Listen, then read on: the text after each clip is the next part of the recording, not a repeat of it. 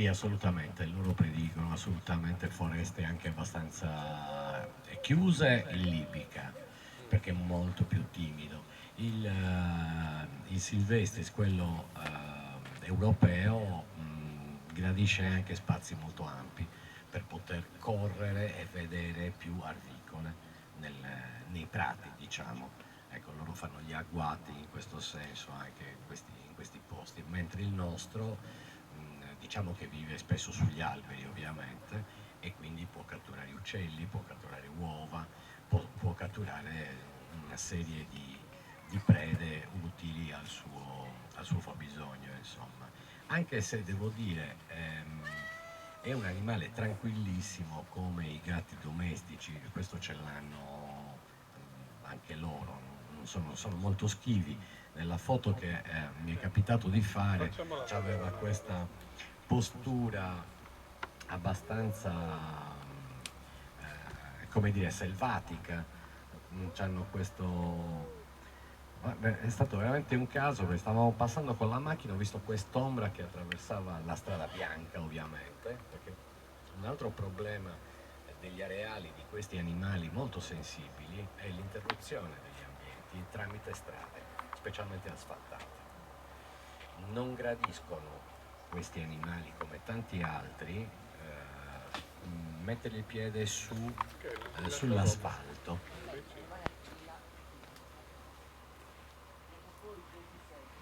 Oh, giovane, sono passati dei ragazzi. Eh.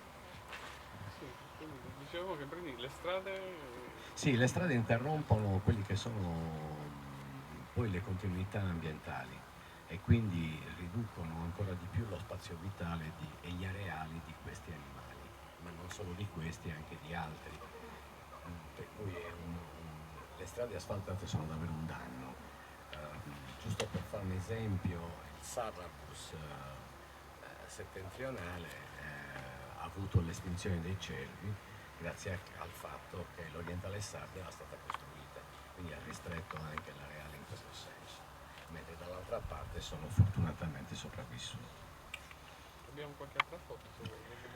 No, perché te l'ho detto che è molto raro, non è facile, tra l'altro non è neanche esattamente chiara perché è coperta dall'albero, ma io questo ho potuto fare, per cui per esempio la coda non si vede, mi ha colpito moltissimo il riflesso cangiante del dorso, è veramente molto forte, gli anelli ce li ha tutti e la punta della coda era nera, quindi c'ha 2 o 3 anelli intorno alla coda che lo contraddistinguono. In realtà occorrerebbe vedere, ma ancora una volta è coperto da rami, le striature intorno al collo. Anche quelle sono un fattore determinante per la E le classificazione. orecchie hanno qualche particolarità? Ecco, molti dicono che le orecchie devono avere il ciuffetto. Assolutamente falso, non è assolutamente vero, le orecchie non hanno il ciuffetto in questo caso. Esiste in altre specie di gatti selvatici, neanche nel Felix silvestris ci sono i ciuffetti. È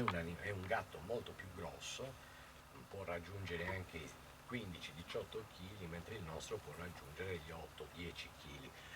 Oddio, qualcuno ha testimoniato che ne ha mangiato di 15 kg, però sarei un po' attento a sapere a capire se è realmente selvatico o rinselvatichito, perché ho visto molte foto anche su Facebook di grandi, grandi, quanto il tavolo praticamente, domestici, quindi eccolo qua. Ecco, questo è un gatto nero Eccolo qua, invece. questo è un gatto nero, bellissimo. Il beneficio delle fusa. Sì. Il beneficio delle fusa che è stato provato scientificamente, loro hanno una vibrazione da 25 a 50 Hz che favorisce Bello. la riproduzione delle cellule, per esempio ossee. Due, stabilizza oltretutto il battito cardiaco nell'uomo. Ha veramente tanti. Non si sa ancora bene, pensa che in tutto il mondo nessuno ha ancora capito come avvengono le fusa, quali sono gli organi interessati. Si dice la vena cava che porta il sangue,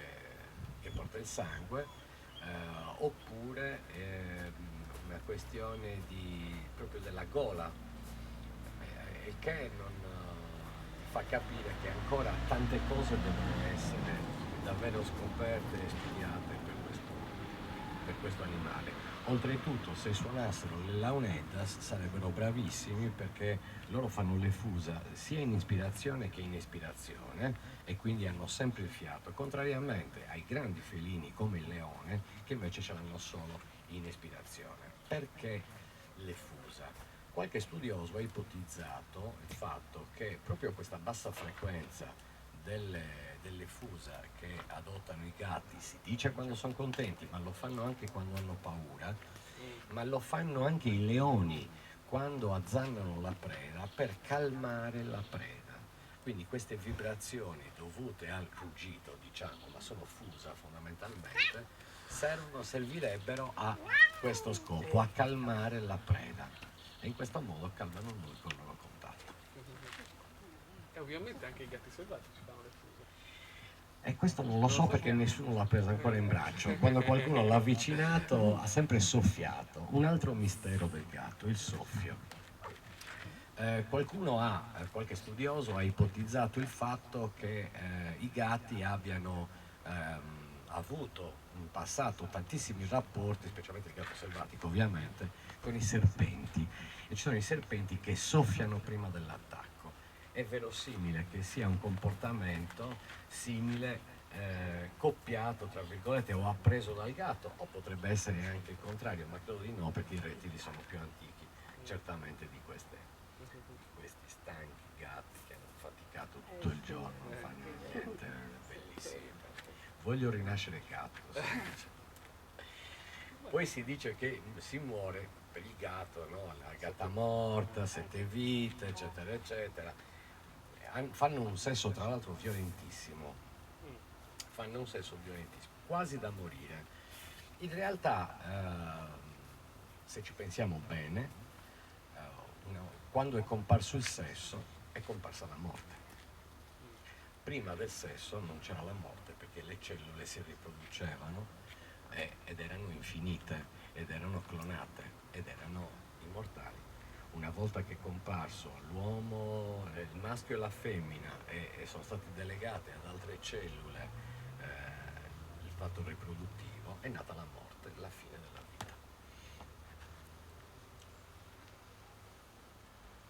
Mi vuoi chiedere altre cose? Ma visto che stai avvicinando qualcuno, magari Potremmo fare direttamente la visita e non vogliamo neanche affaticare più di tanto. No, per me è solo piacere, è come se fossero fusa. Prego, buonasera. Sì, stavamo facendo una chiacchierata sul gatto selvatico con il nostro amico esperto, e poi, se siete interessati, fra poco faremo la visita guidata, gratuita come sempre, e andremo fino alla spiaggia. Beh, la spiaggia è a pochi metri da noi, non è una grossa impresa, questa fatica. Allora, sì, continuiamo, facciamo un po', diciamo, tiriamo un po' le conclusioni un po' su questa nostra chiacchierata. Quindi abbiamo detto gatto selvatico sardo, che è una specie particolare, quindi diversa, non c'entra praticamente nulla con i gatti domestici, o quasi ho detto una mezza. E abbiamo parlato delle sue caratteristiche, della difficoltà negli avvistamenti, degli areali, quindi dei siti limitati in Sardegna dove si può sperare, cercare di vederlo, gran parte avvistamenti notturni, quindi solo di notte. Questo è il gatto selvatico sardo. Io volevo accennare un po' ovviamente anche ai gatti di Suvalluso. I gatti di Suvalluso che hanno una storia secolare, che noi appunto raccontiamo tutte le nostre visite. Io ho 45 anni, quindi i gatti li conosco qua su Alloso da bambino. Mia mamma, che è qua in questo momento presente, già se li ricorda le prime volte che è venuta qua negli anni 60, quando mio papà prese questo terreno, quindi siamo già a una datazione certa, quindi mezzo secolo è sicuro. Abbiamo anche intervistato anziani pescatori che vanno verso i 90 ormai, e anche loro si ricordano a Sualloso gruppi di gatti, e addirittura quindi dal dopoguerra, quindi nella seconda guerra mondiale, quindi stiamo parlando della fine degli anni 40, e quindi torniamo ancora più indietro. In realtà non lo possiamo dire con certezza, ma l'ipotesi che abbiamo fatto noi è questa: Sualloso è stata una tonnara proprio nel ventennio, dal 1920 al 1940. La casa, il terreno qui dietro era il custode praticamente della tonnara, e l'ipotesi nostra è questa, che i pescatori del tonno che venivano dall'interno abbiano portato con loro i primi gatti, cioè che erano gatti domestici dal paese, e poi la stagione del tonno non era tutto l'anno, era solo una parte dell'anno. I gatti li hanno portati e qui sono rimasti. E sono rimasti appunto con certezza negli anni 40 successivi, quando qui c'erano le capanne, sbarracasa, e i gatti erano sempre intorno alle capanne e anche dentro. E questi gatti, e noi abbiamo una parte dei gatti di oggi su Valloso che sono discendenti di questi gatti.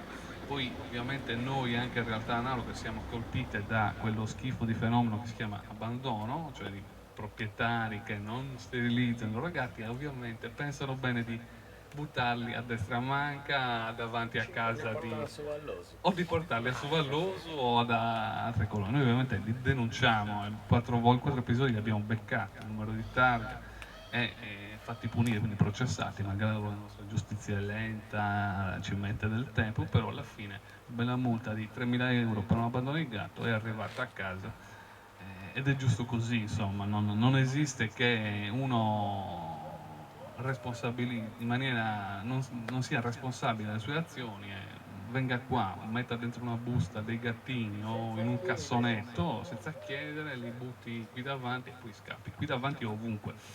Qui davanti io dico sempre anche un aggravante. Un aggravante perché i gatti abbandonati spesso sono anche portatori di malattie, non sono curati da un proprietario, il proprietario è irresponsabile, e quindi l'aggravante è che possono contagiare queste malattie agli altri gatti per i quali noi ci facciamo un mazzo tanto, che li vacciniamo, no? E quindi ci creano un doppio o triplo problema. E ti darò le conclusioni della serata e poi magari facciamo la piccola visita. Guarda, l'unica conclusione che posso dire proprio per esperienza personale è questa. Molti dicono che i gatti non danno molto è anche brutto dire proprietari, a noi compagni di viaggio, diciamo così. Però conquistare la fiducia di un gatto è un qualcosa di veramente eccezionale. Oltretutto questa fiducia vive di un equilibrio talmente fragile che tu puoi perdere la sua fiducia in un giorno. Mio fratellino aveva 3 anni e il nostro gatto gli leccava sempre la bocca quando mangiava il latte, avvertiva mamma quando piangeva, insomma funzionava da telefonino praticamente, lo custodiva alla grande, faceva veramente da babysitter al bambino. Il bambino sono cresciuti i denti e ha cominciato a gattonare e a cercare di mangiare i croccantini, la roba da mangiare del gatto, perché poi subentra anche la questione quando ce ne accorgevamo ovviamente sottraevamo la roba da mangiare del gatto. Però ecco, interviene questa sorta di gelosia nell'uomo, l'abbiamo riscontrata, non nel gatto. Un giorno il bambino, mio fratello nel caso, ha dato un morso all'orecchio del gatto, il gatto è scappato e dal giorno è stata rottura. Il gatto non si è mai più avvicinato fino a che è morto mio fratello, non lo poteva sopportare minimamente. È stato un connubio così. Quindi voglio dire, significa anche avere una grande sensibilità, riuscire ad andare d'accordo con i gatti. Ci vuole davvero testa. Molto più semplice del cane, tra l'altro, che ha bisogno solo del padrone e basta. Facciamo una Grazie Andrea.